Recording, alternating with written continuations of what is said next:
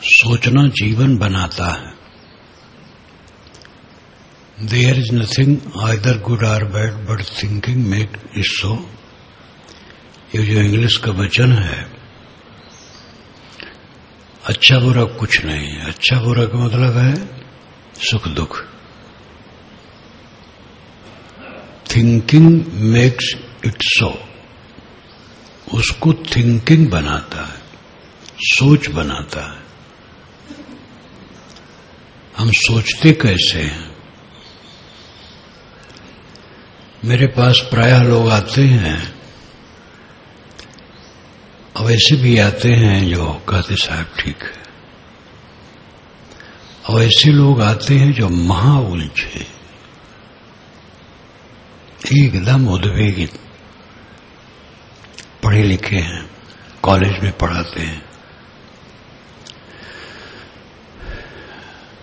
जिसके लिए लड़के चाहते हैं कि हमारी नौकरी कॉलेज में लग जाए।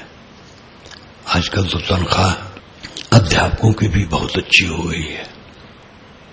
विद्वान हैं लेकिन असंतुष्ट हैं। नकारात्मक सोच मनुष्य को खा जाता है। नकारात्मक सोचते रहना, पत्नी के लिए, पुत्र के लिए, भाई के लिए, पिता के लिए, माता के लिए, नौकर के लिए, पड़ोसी के लिए। एक बार एक शहर में मेरा कार्यक्रम था, जो केवल मेरे प्रेमी थे, व्यापारी थे। कहे साहब आपका कार्यक्रम अब कर लेता हूं, ये शहर छोड़ दूंगा। यहां चारों तरफ मुझे खा लेना चाहते हैं लोग। मैंने कहा जहां रहोगे वहां खाने वाले मिलेंगे। दृष्टि बदलो तब सृष्टि बदलेगी। लेकिन वो नहीं माने, बेच बाज के चले गए थे कानपुर। अब क्या हुआ वहां पता नहीं। मकान अच्छा है, परिवार अच्छा है, धन अच्छा है, सब कुछ अच्छा है, लेकिन सोच ऐसा उलझा है कि दुख भोग रहे हैं। ऐसे मजदूरों को भी मैं जानता हूं, जिनका टूटा फूस मकान पर है। मकान क्या है? दीवार है, और वो भी उसकी चौड़ान शायद 10 फीट से ज्यादा नहीं, और लंबी होगी 25 फीट। दरवाजे पर टाटी है, फाटक नहीं है। मजदूरी करते हैं, हलवाहक हैं, लेकिन ये क्लेश उनको नहीं है। आज से 60 वर्ष पूर्व की बात, ये क्लेश उनको मैंने नहीं देखा। निकट से उनको देखा, क्योंकि उनसे काम लिया जाता था, उनके घर पर जाना होता था कभी कभी। लेकिन इस क्लेश में नहीं रहा, कभी भी शिकायत नहीं किया कुछ। और सामान्य आदमी थे, कच्चा पक्का तो कहते रहते थे पत्नी को, और वो भी उनको कह देती थी। लेकिन हंसते बोलते, खाते पीते, खाना भी क्या, मजदूरी न करे तो खाना नहीं, लेकिन रोज खाते थे। और धनी हैं, पढ़े लिखे हैं, अपने स्वसभ्य मानते हैं, उद्वेगित हैं। ये नकारात्मक सोच है। अपने शरीर के लिए नकारात्मक सोच। इतना संदेह कि कितने लोग दवाई बांधे रहते हैं, नाना प्रकार की दवाई। डॉक्टर से भी राय लेते हैं तो डॉक्टर हंसता है, लेकिन अपना स्वयं डॉक्टर बने रहते हो।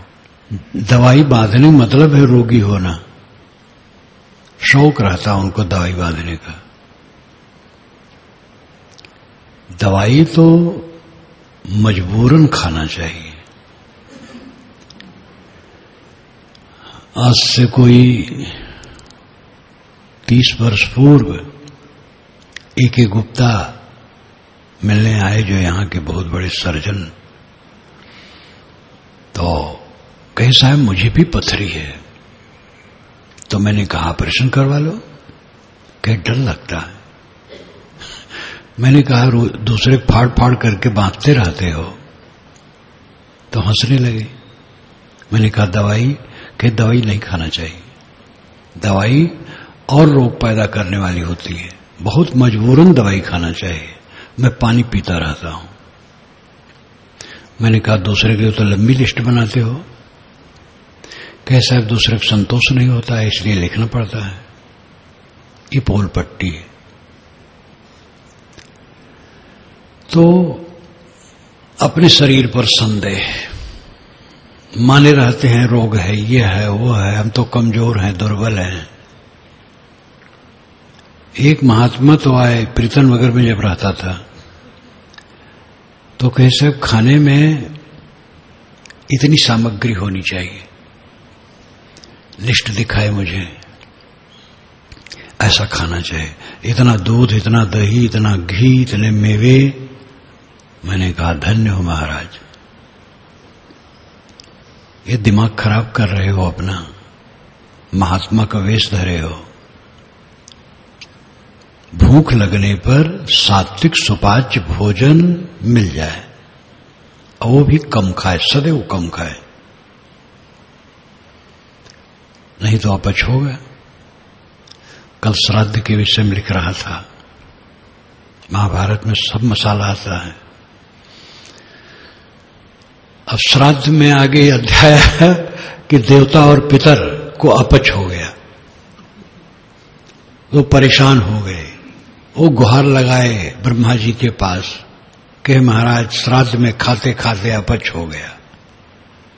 ब्रह्मा जी कहे भाई मेरा बस तो इसमें कुछ नहीं है, देखो हमारे पास अग्निदेव बैठे हैं, इनसे पूछो। अग्निदेव ने कहा देखो आज से अब तुम लोग हमारे साथ खाया करो तो अब अपच नहीं रहेगा। तो मैंने मीमांसा में लिखा कहीं ब्रह्मा नहीं बैठे हैं जो बतावें, और अग्नि कोई सचैतन्य नहीं है जो बात करे। बात इतना है कि आप ज्यादा खाओगे, 1000 ब्रह्मा 1000 परमात्मा उसको पचा नहीं पाएंगे। लेकिन अग्नि के साथ रहो, पेट में जो जठराग्नि है उसके साथ रहो, देखो कि अपनी जठराग कितनी है, उतना भोजन डालो जितना पच जाए।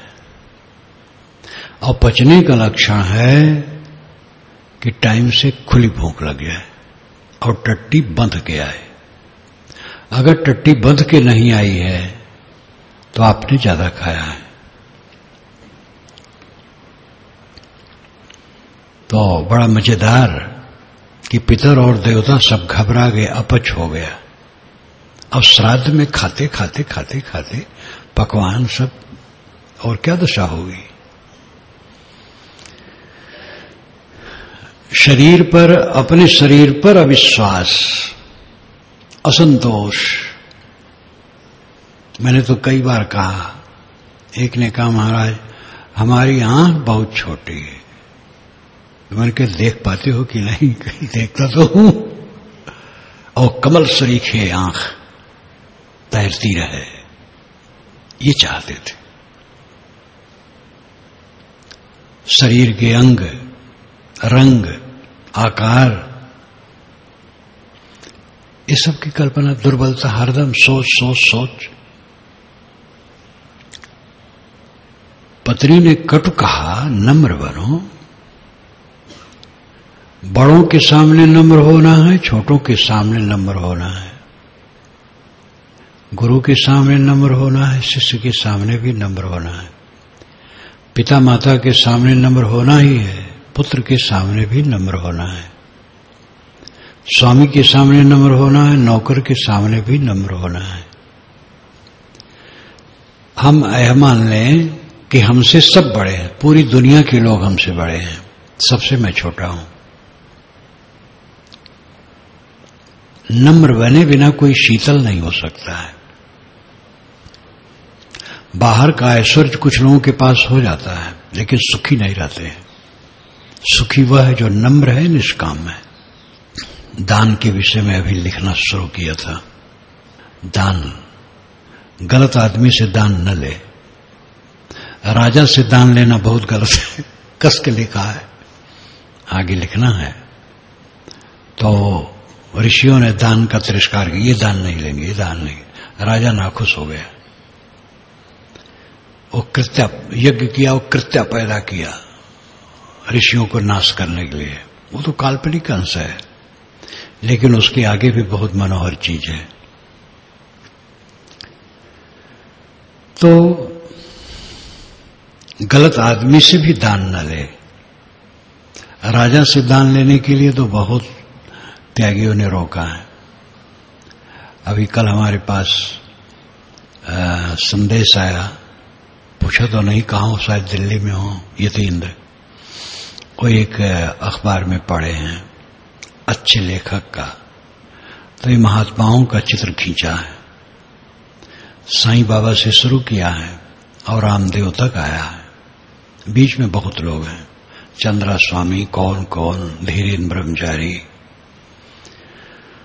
और कहाँ है महात्मा लोग इतना धन इकट्ठा करते और राजनीति से जोड़ते हैं। इसलिए सच्चे संतों की भी बदनामी होती है। ऐसा कानून नहीं हो सकता है कि महात्मा लोग राजनीति में बिल्कुल आने का अधिकारी नहीं है। ये राजनीति में आकर के अपना भ्रष्ट होते हैं और संतों के लिए गलत आदर्श स्थापित कर देते हैं। बड़ा अच्छा लेखक लिखा है, उसने फोन पर सब पढ़ डाला। मैंने कहा इसका कटिंग भेज दो। तो आदमी गलत दान लेकर के पैसा बढ़ाता है। महात्मा धार्मिक कहलाने वाले लोग भी, ब्राह्मण के लिए भी, भोज के लिए जो कल मैंने लिखा है, जो किन ब्राह्मणों को नहीं खिलाना चाहिए, इसकी इतनी लंबी लिस्ट है। उसमें देवलक, कुशीलो की भी बात है। कुशीलो जो राजाओं की प्रशस्ति गा करके उनसे दान पाते और जीविका चलाते, उनको कुशीलो कहा जाता है। कुशीलो को आगे चल करके लवकुश बना करके राम का पुत्र बता दिया गया है, जो वाल्मीकि रामायण के उत्तरकांड और बालकांड में है। बीच में जो पहले का पाठ है उसमें नहीं। इसमें विद्वानों ने लिखा है कि कुशीलो गाते थे तो अपने नाम पर प्रशंसा का लेबल लगाने के लिए राम का पुत्र अपने को बना डाला। ये रामायण रहस्य में लिखा गया है। जो हो, लेकिन कुशीलो को भी भोजन नहीं कराना चाहिए। जो राजा की प्रशस्ति गा करके जीविका चलाते हैं, उनको भोजन नहीं कराना चाहिए श्राद्ध में। और देव मंदिर के पुजारी कोई ब्राह्मण है तो उसको भी भोजन नहीं कराना चाहिए। देवलक उसको कहा गया है, क्योंकि आर्यों में मूर्ति पूजा नहीं थी। ये जैन बौद्धों से आई, तो जो पहले के ब्राह्मण थे मूर्ति पूजा से घृणा करते थे, और जो मूर्ति पूजे उसको देवलक कहते थे। लिंग की पूजा पहले थी, लेकिन वो भी आर्यों की नहीं थी, अनार्यों की थी, आदिवासियों की थी। इसीलिए शिष्ण देवा वेद में आता है व्यंग। शिष्ण देवा नक बैठे कर्कश भाषा बोलने वाले, शिष्ण की पूजा करने वाले, ये अभागे। लेकिन आज काशी जो पंडितों की नगरी है, वहां लिंग पूजा ही प्रधान है, और विद्वान ये सब भूल गए कि वेद में क्या है। और फिर जमाने के अनुसार परिवर्तन होता है।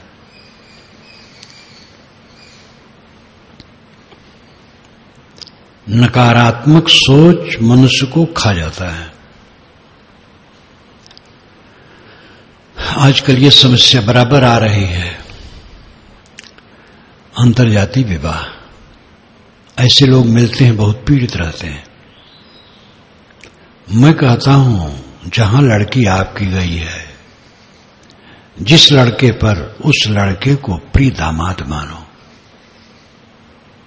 जात तो एक है, चाम सब ओढ़े हैं, सब चमार हैं, सबके पेट में टट्टी है, सब भंगी है, और सबके अंदर में ब्रह्म बैठा है, आत्मा ब्रह्म है, सब ब्राह्मण है। दोष दृष्टि हटा दो और उनको पचता नहीं है, क्योंकि हमसे हीन जाति में हमारी लड़की गई है। मैं कहता हूं ये भ्रम छोड़े बिना आपको शांति नहीं मिलेगी। लड़की पसंद की गई, अब लड़का दामाद है, प्यारा दामाद है, प्रेम की दृष्टि अपनाओ, बस दुख खत्म हो जाएगा। कुढ़ते रहोगे, सदा कुढ़ते रहोगे, ये नीच है, कभी सुख नहीं पाओगे। और इतने थोड़े अपनी पत्नी को नीच मानोगे, क्योंकि मन के प्रतिकूल काम कर देती है, और मन की अनुकूलता कभी होती है? मन ही को ठीक करना है। हमारे मन के अनुकूल तीनों काल में होने वाला नहीं है, क्योंकि हमारा मन बिगड़ैल है। और मन शुद्ध हो जाए, तीनों काल में आनंद है, सब जगह आनंद है। सकारात्मक सोच। आपके घर का काम कौन करता है? आपके घर वाले करते हैं, और घर वालों की ही आप निंदा करते हैं, और घर वाले सब काम करते हैं, क्योंकि अमुक बात में उन्होंने विक्रम किया। आप नहीं विक्रम करते हैं, आप गलत नहीं करते, गलत नहीं बोलते, गलत व्यवहार नहीं कर देते। अगर आप नहीं करते हैं तो और अच्छा है। जो ऐसा कर देता हो उसको स्नेह से उठाओ, प्यार से उठाओ। भूल चूक तो होती है। शरीर के प्रति नकारात्मक बुद्धि, परिवार के प्रति, धन के प्रति, हर चीज के लिए नकारात्मक बुद्धि मनुष्य को निरंतर खाती है। अपने सुख के लिए और दूसरे की सेवा के लिए सकारात्मक बुद्धि होनी चाहिए।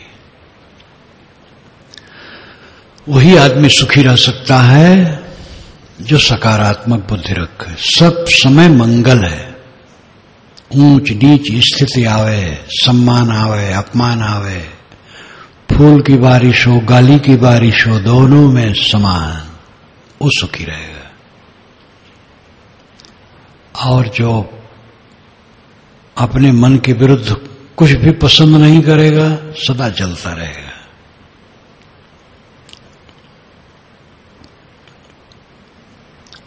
इसलिए सब दिशा में सकारात्मक चिंतन अपनाना चाहिए। शरीर में रोग लग गया, ठीक हो जाएगा। रोग लगे लगे ही मर जाएगा, मर जाए, सड़ने वाली चीज तो है ही है। हम मंगल में हैं। जो निकट के लोग होते हैं वही कुछ ऐसा कर देते हैं जो ठीक नहीं रहता है। उनको प्यार से अपनाओ, स्नेह से अपनाओ। दुत्कार करके काम नहीं होगा। किनको दुत्कारोगे? जो कमर कस के गलत कदम पर चलने वाले हैं उनको कोई अपना नहीं पाएगा। वो एक दिन अलग हो जाएंगे। लेकिन जिनसे परमात्मवश त्रुटि हो जाती है वे अपने आप समझ जाएंगे। हमारे आसपास जितने लोग हैं सब बहुत बढ़िया हैं, सब अच्छे हैं। हमारा सारा काम वही करते हैं, आवाज नहीं सदा से। और एक जगह नहीं, पूरी दुनिया में सब घरों में जो काम होता है, सब मठों में जो काम होता है, सभी संस्थाओं में जो काम होता है, सभी जगहों में जो काम होता है, कौन करता है? वहीं के लोग करते हैं। लेकिन वहीं आप जाकर के पूछिए या ऐसे ही चुपचाप रह करके देखिए तो वहां भी मिलेगा कि उसने नहीं किया, वो ये ठीक नहीं कर रहा है, उसने आज्ञा नहीं मानी, उसने व्यतिक्रम किया। ये कुछ न कुछ हर जगह मिलेगा। शरीर में कभी जुकाम आ गया, कभी बुखार आ गया, कभी कुछ आ गया, तो शरीर को क्या करोगे? काट के फेंक दोगे? ऐसे भी गर्मी ठंडी लग जाती है, परेशानी हो जाती है। सदैव सकारात्मक सोच अपनाओ। जो हम काम कर रहे हैं होगा, ठीक होगा, करेंगे, सफल होंगे।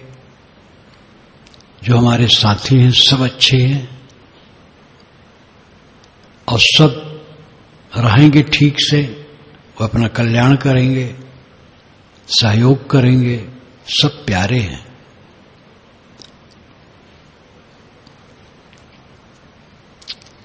गृहस्थ विरक्त तो एक मर्यादा है, मनुष्य वही है और मनुष्यों को स्वभाव वही है।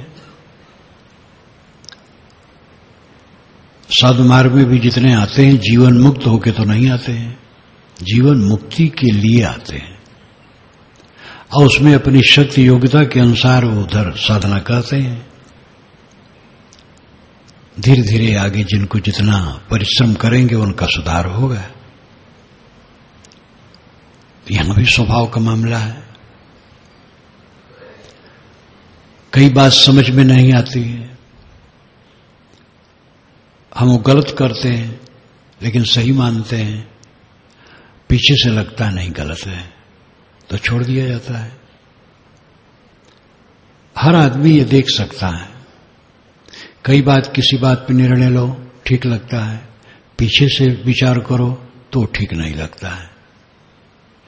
अपने अंदर में जब इस प्रकार का है तो दूसरे से भी कोई सोच उसकी गलत हो सकती है, लेकिन इसको लेकर के उसे निंदित न करो, सुझाव दो, स्वयं भी सोच लेगा, सुधर जाएगा।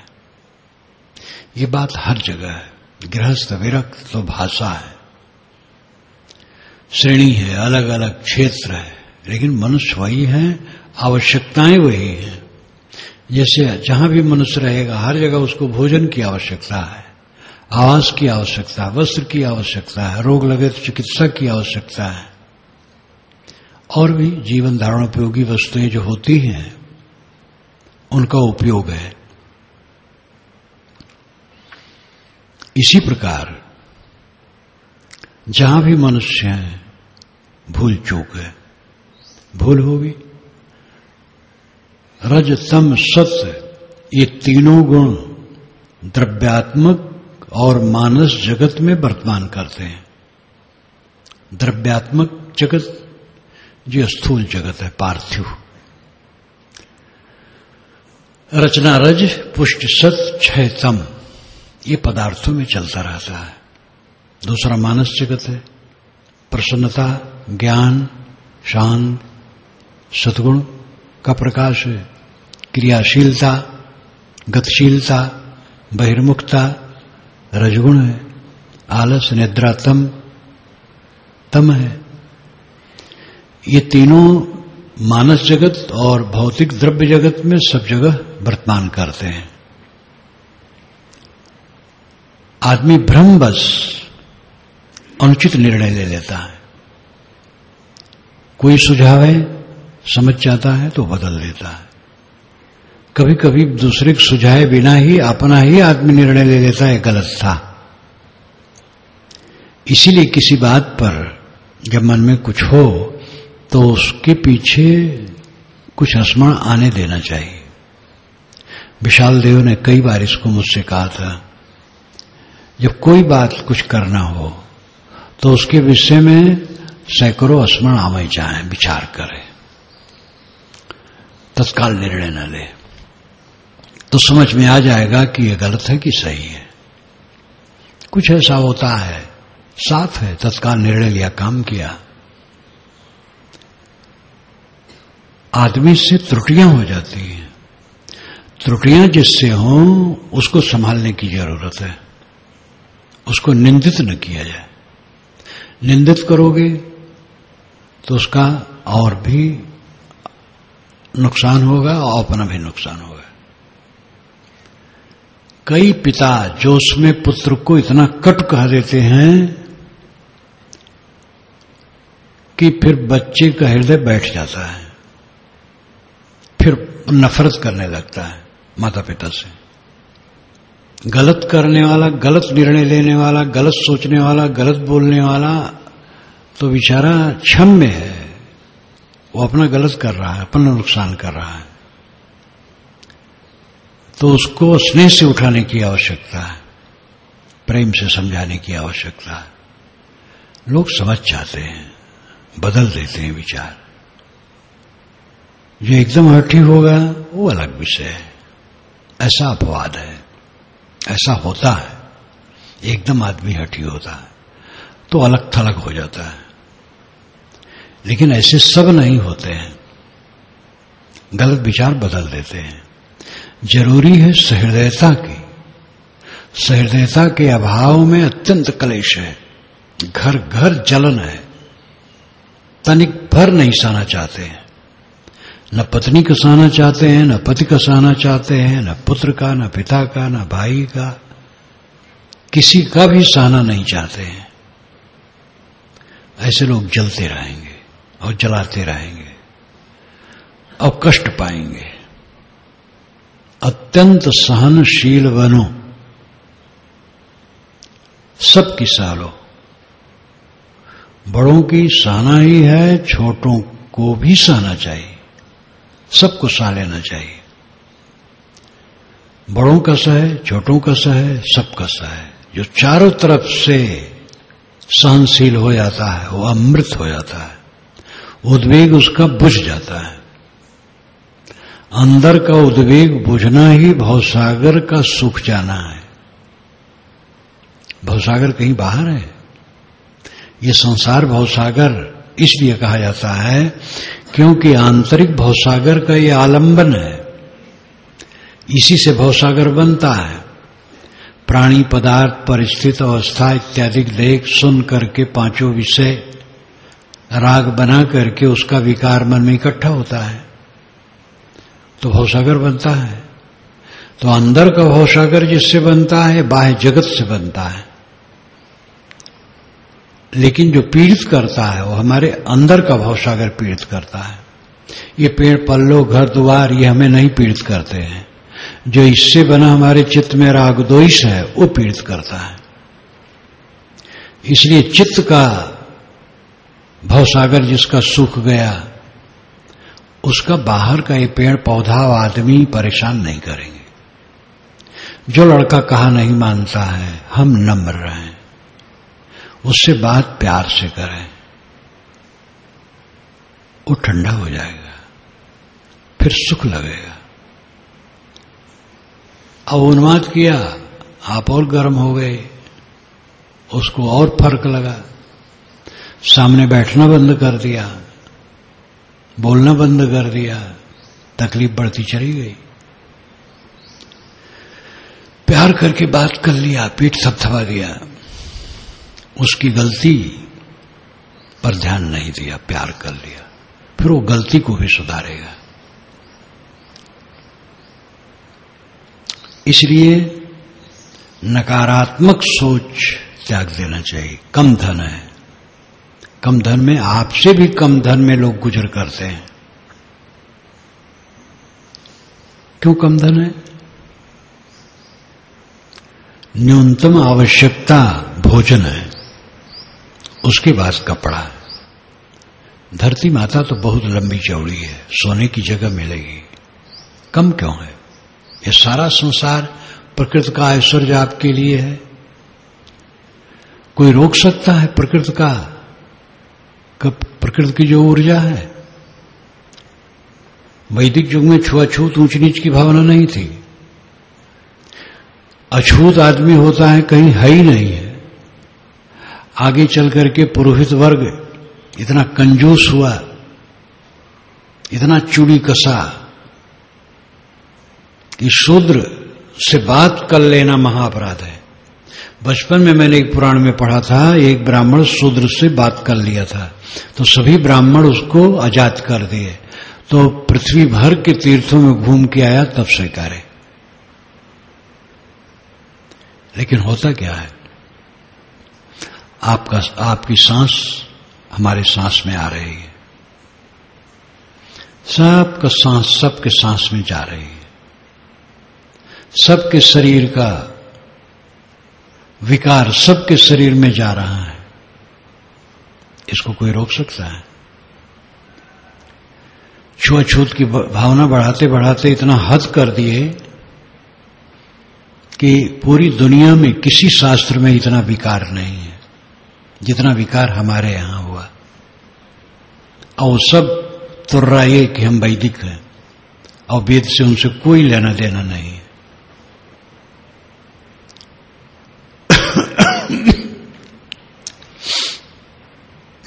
इसीलिए साहब ने काशी में कहा, और के छीए लेत हो छींचा, तुमसे कहो कौन है नीचा। जोर से कहते हैं, और के छूने से तुम पानी छिड़कते हो, ओम अपवित्र अपवित्र हुआ करते हो, तुमसे कौन नीचे? महानीच तुम हो जो मनुष्य को नीच समझते हो। काले ब्राह्मण होते हैं, गोरे ब्राह्मण होते हैं, काले शूद्र होते हैं, गोरे शूद्र होते हैं। शिक्षित जो होता है उसका स्तर ऊपर उठ जाता है, अशिक्षित है वो सामान्य रह जाते हैं। शिक्षित अशिक्षित के साथ साथ संस्कार, अच्छे संस्कार, अच्छा व्यवहार से आदमी अच्छा बन जाता है। उठाने की जरूरत है, तिरस्कृत करने की जरूरत नहीं। हमारे यहां तिरस्कृत किया गया, प्रतिबंध कर दिया गया, शूद्र पढ़ नहीं सकता। वेद ने पढ़े, वेद नहीं पढ़े कोई बात नहीं, कखा भी नहीं पढ़ सकता है। और वेद भी क्यों न पढ़े?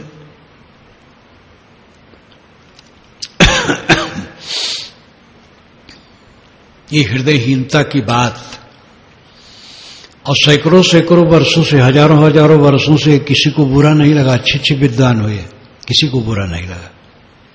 बीच बीच में कुछ दांत चेता हुए जो अच्छा नहीं माने, बुरा कहे। असित देवल, अनेक ऋषि क्या थे? तपस्वी थे, ब्राह्मण। वन में झोपड़ी बना करके तप कर रहे थे। तो देवल, असित देवल विवेकवान थे, वो भी ब्राह्मण थे, तपस्वी थे। पहुंचे उनके बीच में, खड़ाऊ पहने, खटपट खटपट। कहां हो, कहां गए हो?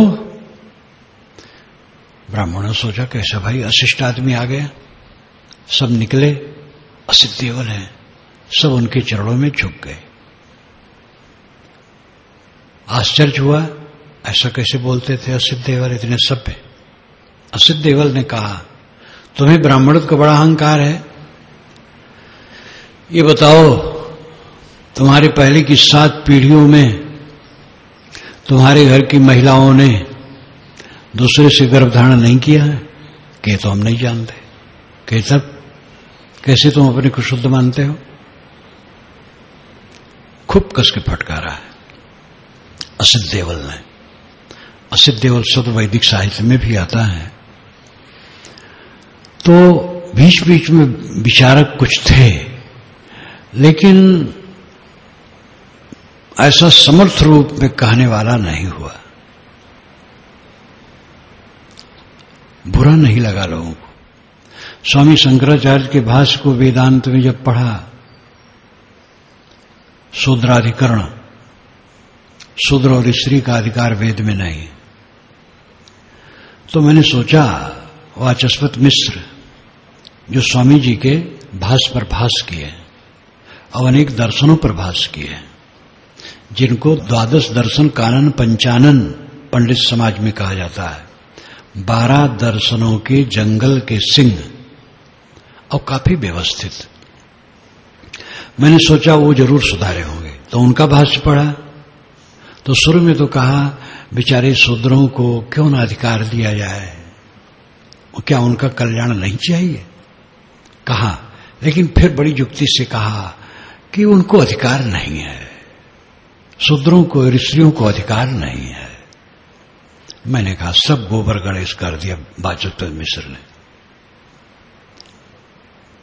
कबीर साहब ने झरझराया कस के, खुला, बिल्कुल निर्भय।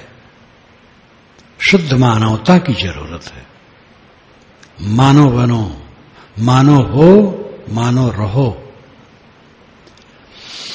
अपनी लड़की किसी भी जात से विवाह कर ले, उसको प्यारा दामाद समझो, घृणा न करो, तनाव न करो।